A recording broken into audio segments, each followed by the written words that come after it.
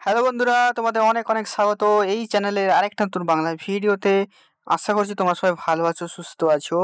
তো West Bengal state council of technical and vocational এডুকেশনের তরফ থেকে একটা অফিসিয়ালি বলতে পারো নতুন নোটিফিকেশান জারি করা হয়ে গেছে তোমাদের গরমের ছুটি রিলেটেড। ঠিক আছে, তো কাদের কাদের গরমের ছুটিটা থাকবে, আই মিন তোমাদের প্রাইভেট কলেজে থাকবে কিনা, গভর্নমেন্ট কলেজে থাকবে কিনা, বা দুজনেরই থাকবে কিনা, সমস্তটাই আজকের এই ভিডিওতে আলোচনা করব। তো প্লিজ অ্যান্ড প্লিজ সবাই ভিডিওটা পুরোটা দেখো। এই ভিডিওটা তোমরা সবাইকে বলছি, প্লিজ অ্যান্ড প্লিজ পুরোটা দেখবে এবং তোমার সকল বন্ধু বান্ধবীদেরকে সকলকে শেয়ার করবে, ঠিক আছে। আর আমার টেলিগ্রাম চ্যানেলটা অবশ্যই যদি কেউ জয়েন করে থাকো, ডিসক্রিপশন বক্সের লিঙ্ক আছে, সেখান থেকে যে অবভিয়াসলি জয়েন করে নিও, ঠিক আছে। তো এবারে একটা জিনিস আছে, দেখো একটা অনেকের কলেজেই এখন যারা গভর্নমেন্ট কলেজে পড়ছো সবার কলেজে কিন্তু স্যার ম্যাডামরা বলা বলি করছে যে তোমাদের গরমের ছুটি দেবে, ঠিক আছে। তো আজকে একটা অফিসিয়াল ঘোষণা আছে, তোমরা আমি সেটা দেখিয়ে দিই প্রথমে, মানে ভিডিওর শুরুতে, তারপরে আমি বাকি কথা বলছি। তো দেখো, এইটা হচ্ছে government of West Bengal office of the principal Birla institute of technology, এই কলেজের তরফ থেকে প্রকাশিত করা আছে। নোটিশটা কি বলেছে প্রথমে আমি পড়ে শুনিয়ে দিচ্ছি। Summer vacation for the student and vacational staff, lecturer and junior lecturer will commence from 13/5/2024 to 18/6/2024।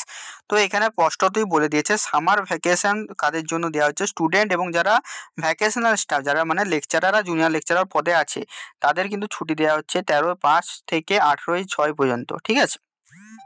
যেটা কিনা দেখো এখানে, তারপর দেখো শেষে কিন্তু লিখে দিয়েছে যে 2/2/2024 issued by technical education training and skill development department. এটা অফিসিয়ালি গভর্নমেন্টের তরফ থেকে ছুটিটা দেওয়া হয়েছে, ঠিক আছে।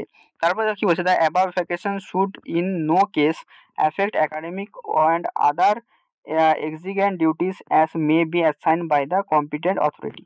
ঠিক আছে, এটা বাদ দাও, ঠিক আছে। উপরে এটাই মেন, আমাদের যেটা মেন এটা বলতে চেয়েছে সেটা হচ্ছে আমাদের যেটা হচ্ছে অফিসিয়াল কাউন্সিল আছে তার তরফ থেকে কিন্তু তোমাদেরকে কিন্তু এখানে কিন্তু নোটিশটা কিন্তু দেওয়া হয়েছে, যেটা তোমাদের 13/5/2024 থেকে 18/6/2024 পর্যন্ত ছুটি থাকবে, মানে প্রায় 1 মাসের মতো তোমাদের কাছে কিন্তু ছুটি থাকবে, 1 মাসের বেশি, ঠিক আছে। তো দেখো এখানে একটা জিনিস আসছে, তোমাদের কিন্তু সেমিস্টার কিন্তু সামনে, ঠিক আছে। সেমিস্টার তোমাদের জুনেই হবে, ঠিক আছে। তো যদি এখানে 18 তারিখ পর্যন্ত ছুটি থাকে, তো তার মানে তোমরা বুঝতে পারছো 18 তারিখের পরে তোমাদের এক্সামটা হবে, ঠিক আছে।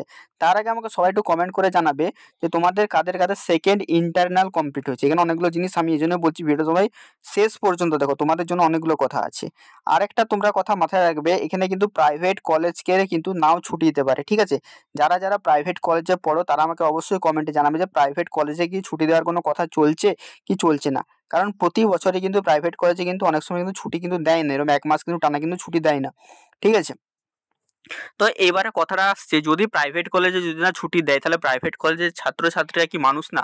মানে তাদের কি গরম লাগে না? তাদের কি মানে শারীরিক সমস্যা কি নাও হতে পারে? এটা কি বোঝানো হচ্ছে?